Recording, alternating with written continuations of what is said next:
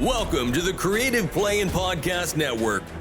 Join us as we share our favorite RPGs, one-shot games, tabletop games, reviews, and convention panels. Sit back and enjoy the show.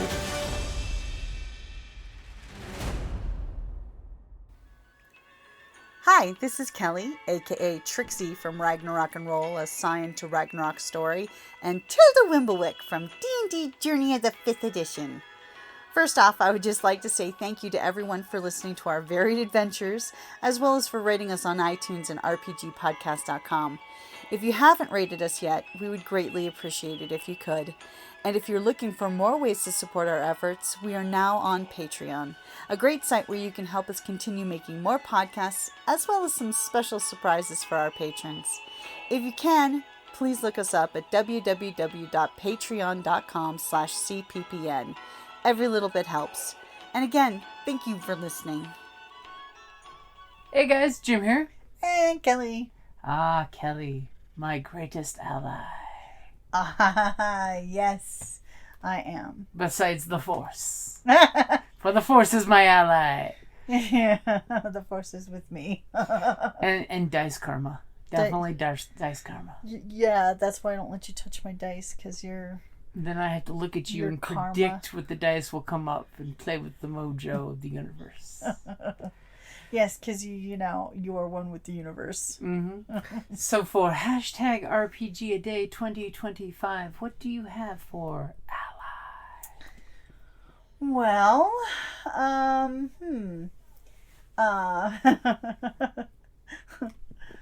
just, all of a sudden it's like World of Warcraft. Yeah, it's got a total ally bias. But I don't know, for oh, you know what?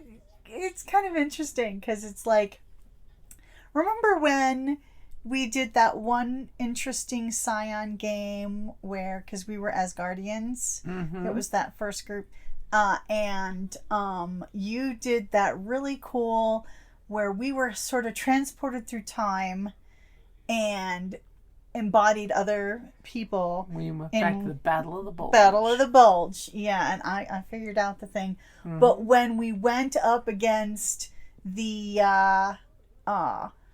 Germans, the other Asgardians were fighting on the Fatherland side, and they're like, but you should family. be on. It's like, and I'm like, it's like, but. Thinking that we should be their allies because the Asgardians in that we're on the mythos wrong side of the were war. on the wrong side of the war, and they're like, it's like, but you're Asgardians. It's like, no, we're Americans. Oh my we're God, the allies. we did this total. We're Americans. Oh my God.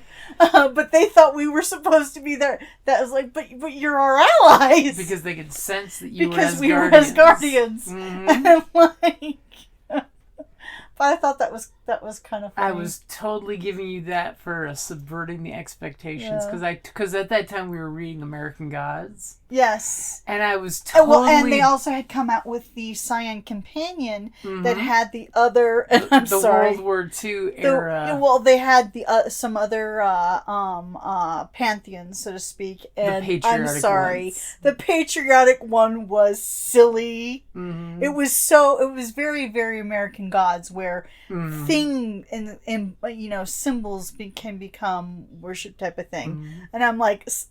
I'm sorry, Uncle Sam? What the heck?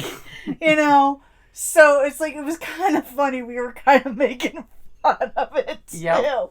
But it's like, okay, because, the American Gods, the TV show was, the book was better. Oh, the book was way better. But I totally took from the book where... Shadow asks Wednesday about World War II. And he admits that him and Loki played both sides during the war. Well, but in the companion book, they do mention that when World War II is happening, that the Asgardians, pretty were much tricked. of them, were, deceived into trying to get some more fate binding by the Nazi regime. Yeah, so it was in the, and you were just picking up on that, and it was cool. And in our version, of course, you had like Tyr, who's totally with the Americans, saying this is bullshit. Well, Tyr's a god of justice. Exactly. He's like, he's bullshit. Yeah, no, we don't like what they're doing. He's no good. He's no good. So that was it was unexpected. And then you decimated them. But we also stopped the blizzard. You stopped the third party that was causing the blizzard to trying to take advantage of both sides. Yeah. So that's a funny one. It was totally the Frost Demon and her daughter trying to kill Americans and Nazis at the Battle of the Bulge. Yep. Taking the actual historical blizzard that hit during the battle. Yeah, so they weren't allied to none. They were just Titans. They were their own allies. Looking to cause discord. And chaos and mayhem. So for me, it's always going to be give your players allies. Whether they're really crappy allies that are going to die if the players don't help, or very powerful ones that have their power and hands tied at the moment. Because, of course, if the king sends an army to rescue the players, then he's leaving the west coast of the kingdom open to invasion. Yeah, like when we did the Genesis game, the king sent us to... when you infiltrated the bandits and became worse than the bandits. You impersonated bandits so well that you may in fact have been bandits. But one thing as a GM you've got to be really careful of giving them allies is making sure that it's an NPC ally who's got strengths, weakness, something that can be manipulated, but is not a GM player character. There is nothing worse when the GM tries to help the group out with a player character that either subverts the player's agency and basically comes in as the big damn hero that can do what the players can't because it makes them look like, wimps. Or is the infallible character who does all the things. Like R2-D2. That was totally a GM ran character. Don't diss my droid. I mean, he's no Chopper, mind you. He doesn't have Chopper's Chopper's kill count. my favorite, I like that one t-shirt that says, a hero or war criminal? And I'm like, he's a friggin' hero! Depends on who sees his data records. But don't be dissing my droid. So make sure your allies are just like player characters. They're fallible, and it really is, and I can't hammer this one enough, that the players are the plot. You're actually spotlighting your players, not your allies. But one fun thing you can do with allies is my little bonus snippet.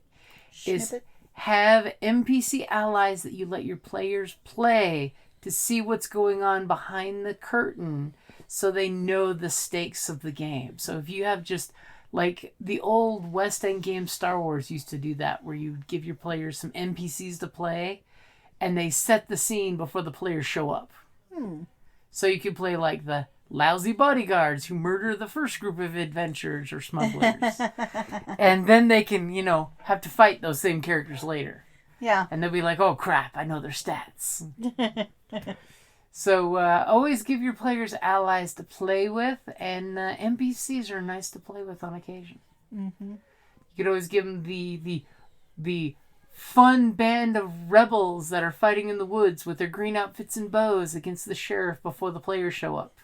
And then the players get wiped out except for one guy who tells the players all about the plot. Of course, you have to keep one alive to find out.